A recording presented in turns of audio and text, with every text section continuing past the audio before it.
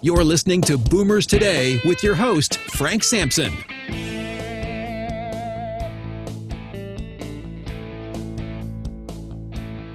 Well, welcome to Boomers Today. I'm your host, Frank Sampson. Of course, each week we bring you important and very useful information on issues facing boomers, their parents, and other loved ones. And I want to thank everybody so much for joining us and for all your support. Our listeners are growing each and every day, and it is because of you. You're sharing individual podcast shows or our entire podcast station with friends and family, and I can't thank you enough. So I really, really appreciate it. So many of you listen to the show. We've been told your walks in the morning on Apple Podcasts, Google Podcasts, Spreaker, Stitcher, iHeartRadio. There's so many of them out there. We're on them all. And again, thank you. And I know why you're sharing the show and why our listeners are growing each and every day is because we have wonderful guests. And today is not going to be any different. We have with us Mary Lou Falcone, who is an internationally known classical music publicist, strategist, who for 5 decades has helped guide the careers of many prominent artists and institutions. Combining her communication skills with her background as a performer and educator, she now adds another layer, being an advocate for Lewy Body dementia awareness. Nicky Zann, who died of Lewy Body dementia in 2020, was the inspiration for her book. A popular 1950s rock and roll musician who became a world-renowned cartoonist, illustrator, and painter, his work has been credited with being the inspiration for Roy Lichtenstein. Mary Lou and Nicky were a couple for 37 years. So Mary Lou, thank you so much for joining us on Boomers Today. We really appreciate it. Thank you for the opportunity, Frank. Glad to be here. Yeah, so talk to us. I mean, there's a lot to talk about, but it appears like music has played a really important role in your life, and maybe an important role is in your life as a caregiver as well for Nicky. So tell us more about that, would you? Music actually is the bedrock for me, and was for Nicky too. Basically, in the early 50s, I was 10 years old, and my father suffered a massive stroke. And in an Italian-American household, one just stepped up to the plate and did what one needed to do. And as a 10-year-old, I was the caregiver for my father and my 2 younger siblings, while my mother held down 3 jobs to keep the family together. This was a tough time, and emotionally, of course, it was very tough, but you didn't talk about that. You didn't talk about your emotions. And I discovered that I could sing. And when I sang, the adults in the room would have tears in their eyes. And all of a sudden, it dawned on me that this was the way I could express my emotional life without violating any trust or any confidentiality within the family. And so that became my calling card in life. Both got me a scholarship to the Curtis Institute of Music in Philadelphia. And from there, I became a professional singer for a while until I decided at age 28 to open a public relations firm where I felt that my voice, now my speaking voice, could be better activated to help others and to share their stories. Wonderful. Nicky, my late husband, was someone who had also a music background, but in rock and roll. And even though he became a celebrated artist, that music from the beginning that he so loved and that lived with him and he with it lasted almost until the day he passed. Wonderful. So explain more, because I know how important music is to people with all types of dementia, including Lewy Body. But talk to us more about how you utilized your gift as a caregiver. Well, my gift as a caregiver actually just kept giving, I to it and it to me. And music was, as I said, the foundation for all of this. It was a foundation for my career, certainly, as a public relations specialist. And I cared for artists and consequently made a career of 50 years doing just that. Toward the end, when Nicky was diagnosed with Lewy body dementia, music, of course, became very important. We would find ourselves putting on Frank Sinatra records and dancing in the living room, which was just a very intimate gesture of being together and using music as the bond in that.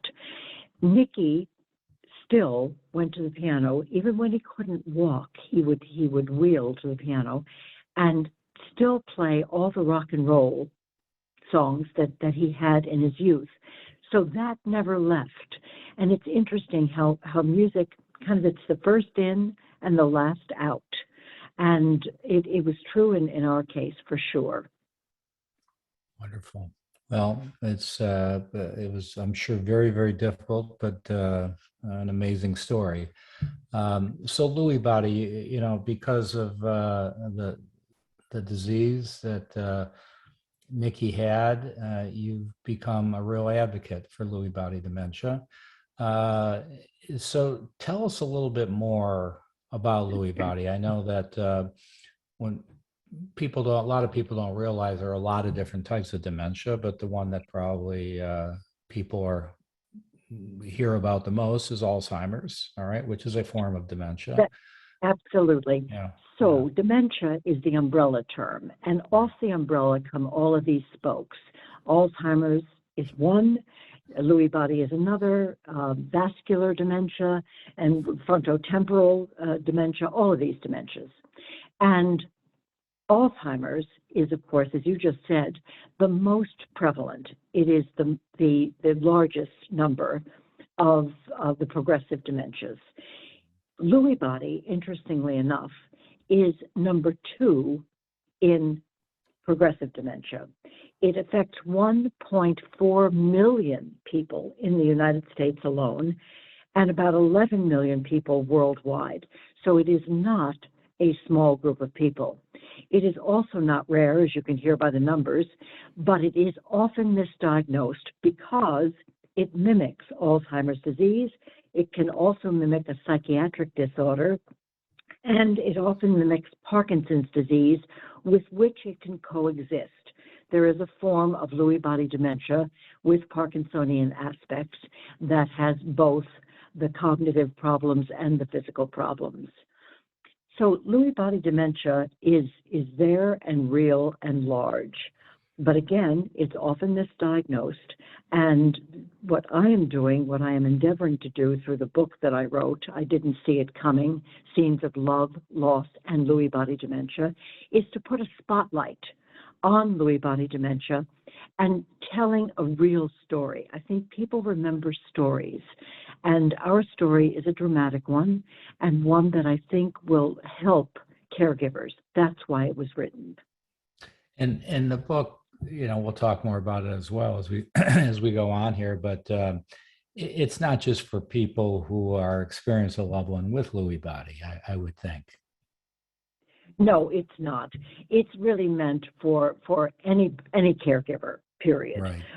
And then more specifically, any caregiver who is caring for someone with dementia, and then most specifically for people who are dealing with Lewy body dementia. And again, a Lewy body dementia manifests itself differently than Alzheimer's in that there are early hallucinations and there is fluctuation. With Alzheimer's, you kind of tend to go a steady downhill course, slowly but very deliberately.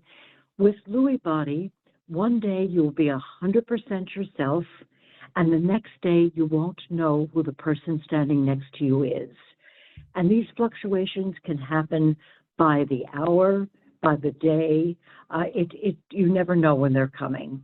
So it makes it, in some ways, very hopeful because you see your loved one again whole, but it's also very cruel because that gets taken away from you.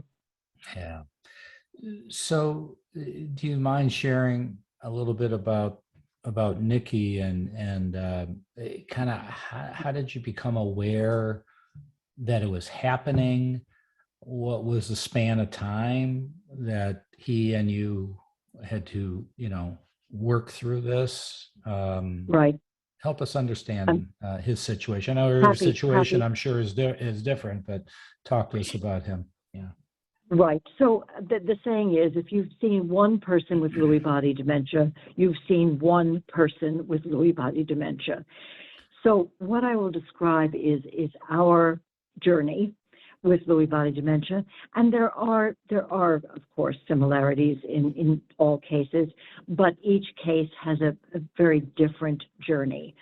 So our journey with this started in about 2016, the fall of 2016, where I noticed certain anger issues. Nicky was not an angry person, a little paranoia, a little bit of forgetfulness, great fatigue, and an odd one, which was taking 20 minutes to 30 minutes to write one check.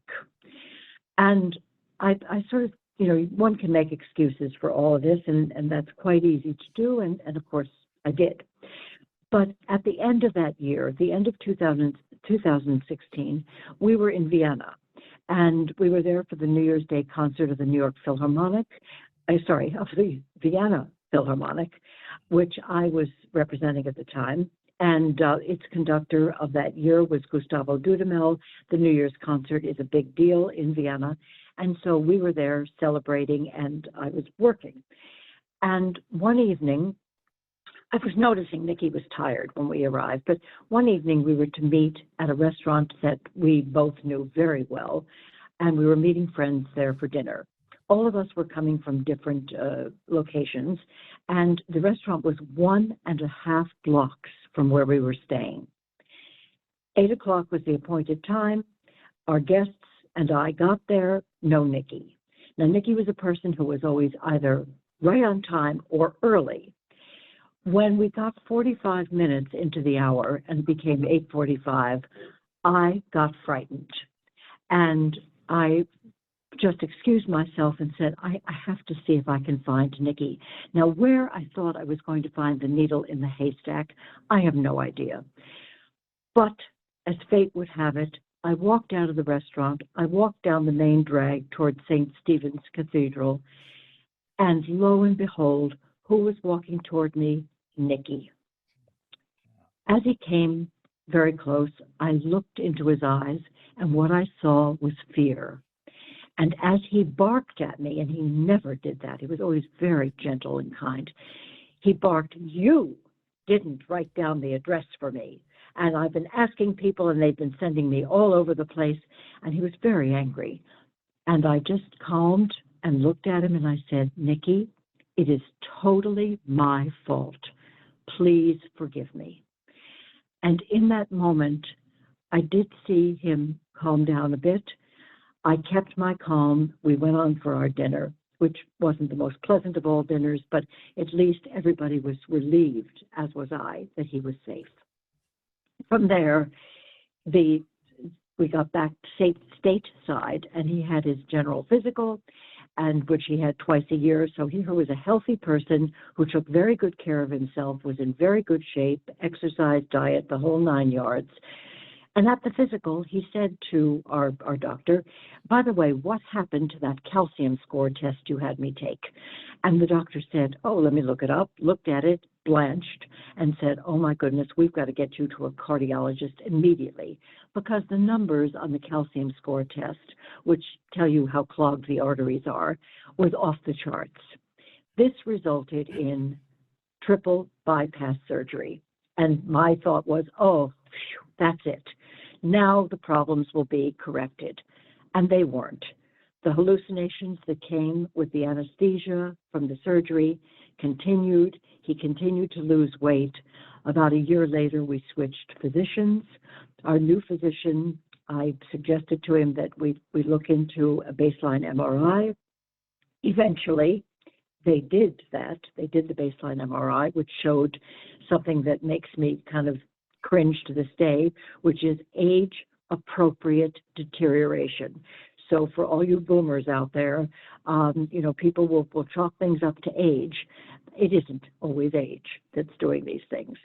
And consequently, this very bright and incredibly kind new physician sent us to a neurologist who, in a moment of watching and doing a cognitive test, watching Nicky walk and doing a cognitive test, declared that this was Lewy Body dementia with Parkinsonian aspects.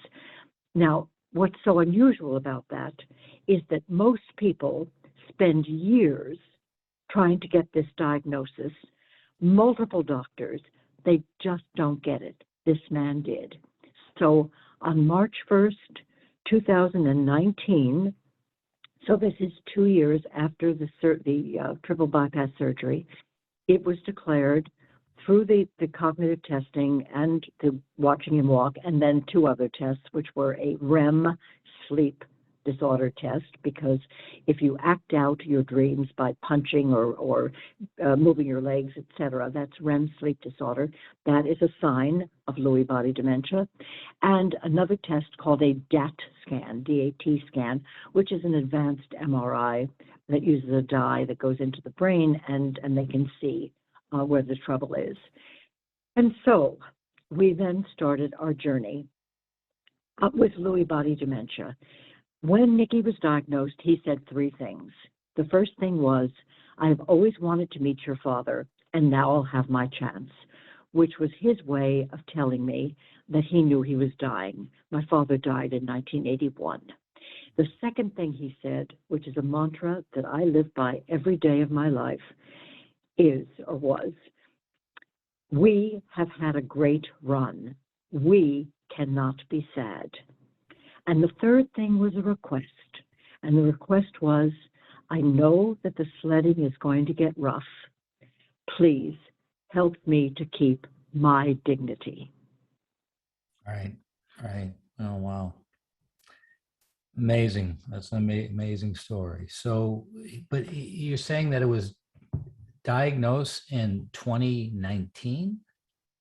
In 2019. Now, Nicky died in July of 2020, 16 months later. This is very fast. This is very unusual. The trajectory is somewhere between 3 and 8 years, right, and some say 5 and 8 years. There are cases that have been known to have a trajectory of 18 years, which is also unusual that it lasts that long. But that we are probably the shortest diagnosis, or the shortest period of the journey that I've ever heard. But it did go fast, yeah, which leads me to believe that it was there long before it was diagnosed. Right. That's what was in my head. He probably had it, and for whatever reason, it just wasn't noticed. Yeah. It didn't manifest itself. When you've got a bigger than life personality, and you're used to being on what they call medically, when you hop to and you're able to master all of your faculties, they call it showtime. You're showtiming. And Nicky, being a showman, was very used to showtiming. So my suspicion is that there were years in there where he was galvanizing all of his energy and showtiming. We're going to continue our discussion on Lewy body, and want to learn more about your book.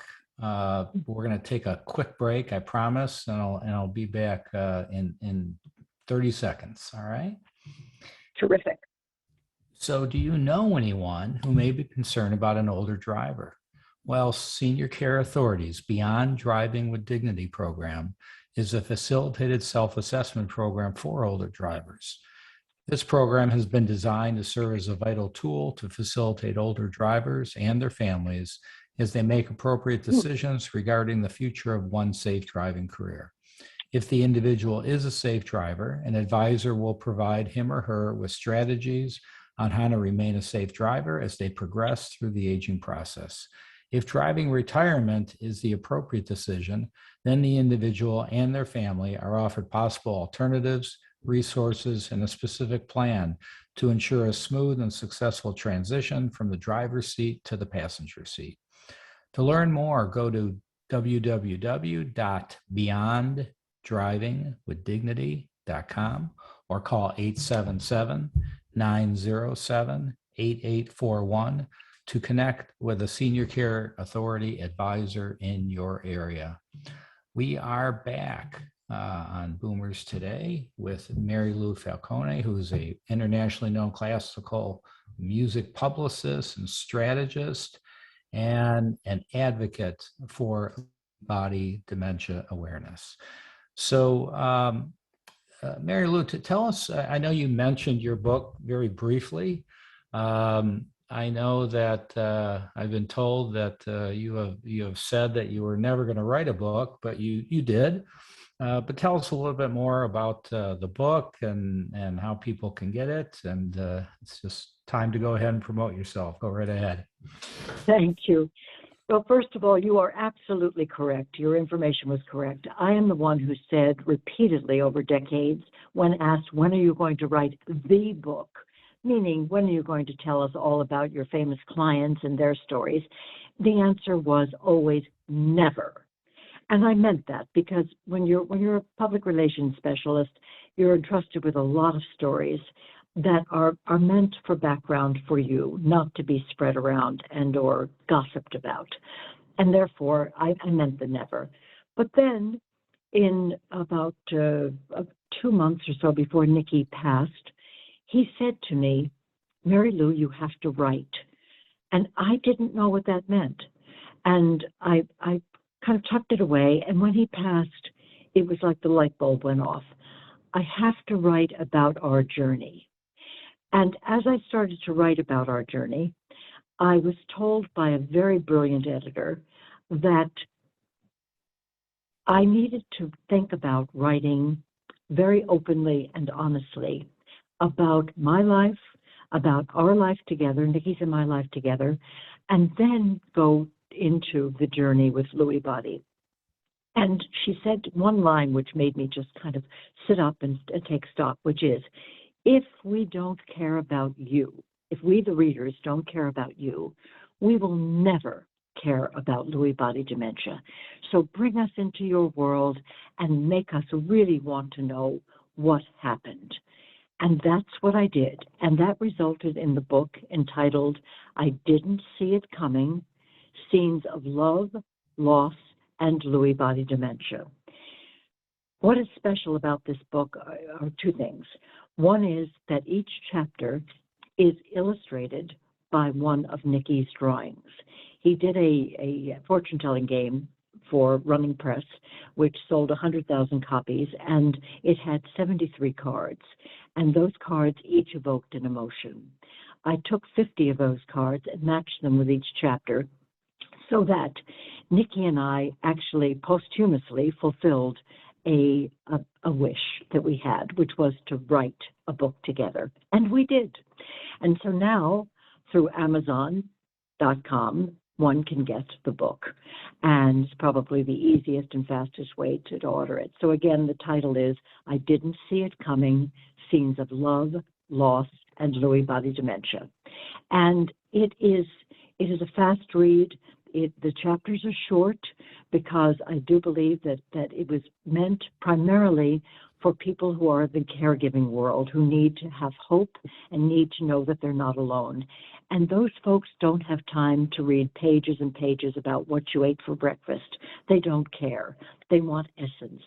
And that's the way this book is written, with short chapters that give you essence and hopefully some solace and a path to resilience.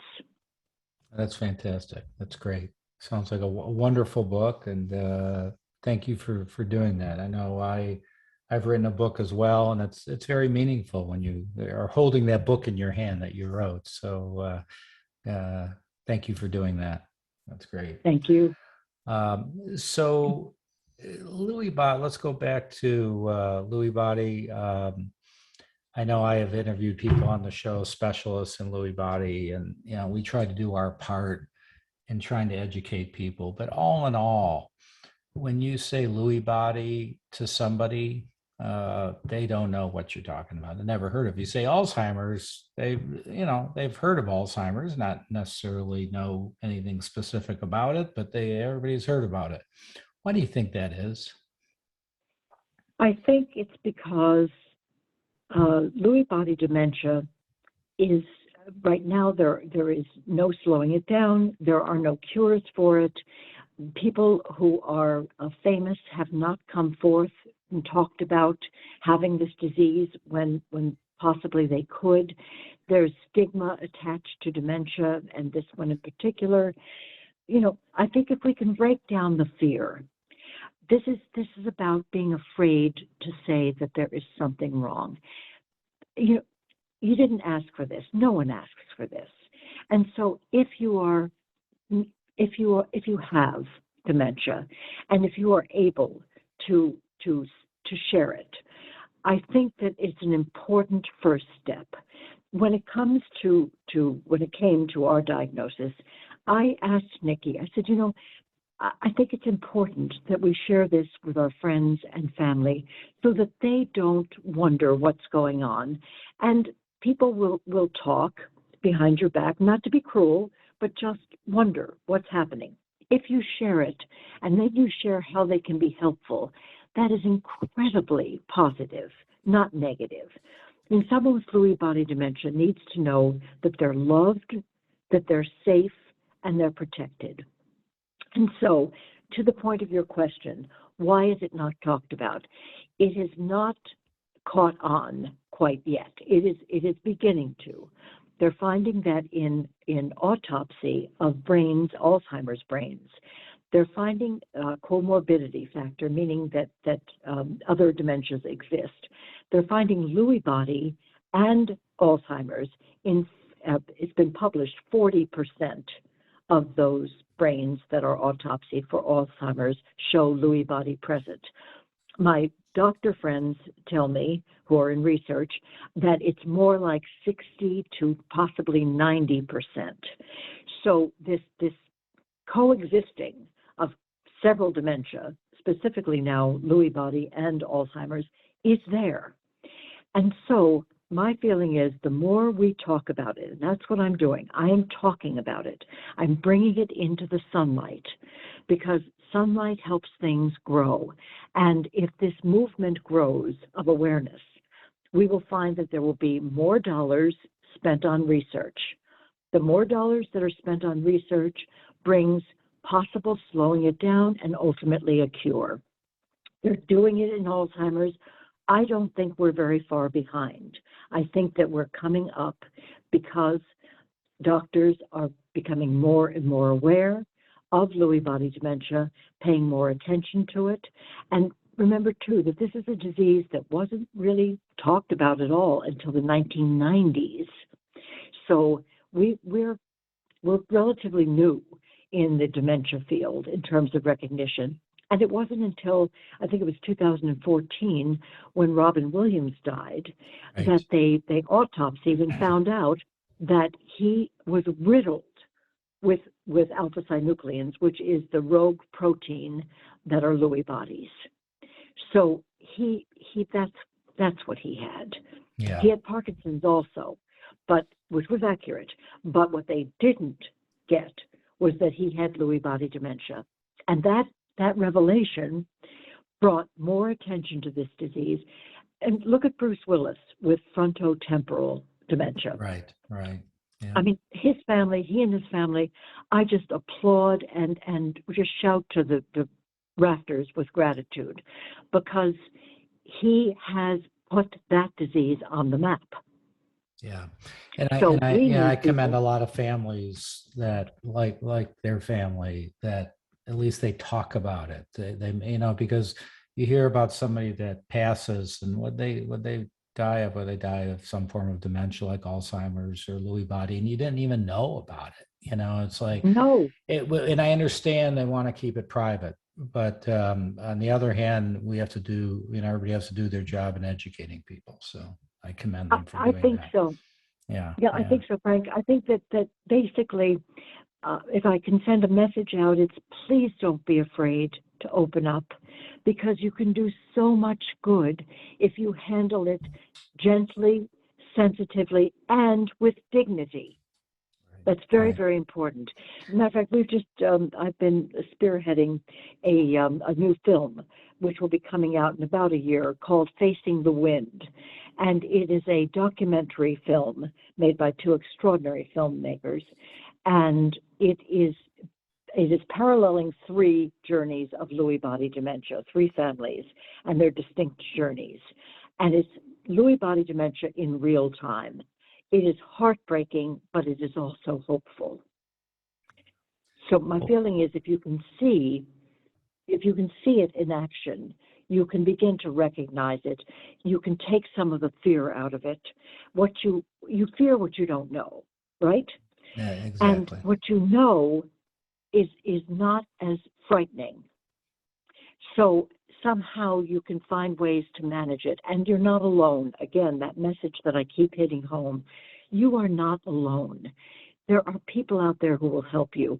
The organization, which I'm the chairman of the board of, is called the Lewy Body Dementia Resource Center. It's lbdny.org. And they have a dynamite website which gives you everything you ever wanted to know or didn't want to know about this disease, plus ways that you can be helped, a helpline, support groups for people with the disease and for their caregivers, separate support groups. It's a magnificent organization, and I'm very, very proud to be the chairman of that board. With that, unfortunately, we're out of time. I could talk to you for all day long. So thank you so much for joining us on Boomers Today. Mary Lou Falcone. Check it out. I didn't see it coming. Check it out on Amazon. And thank you, everybody, for joining us. Please, please be safe out there. We'll talk to everybody next week. You've been listening to Boomers Today with Frank Sampson. To learn more about today's show, visit boomerstodayradio.com and join us next time for another edition of Boomers Today.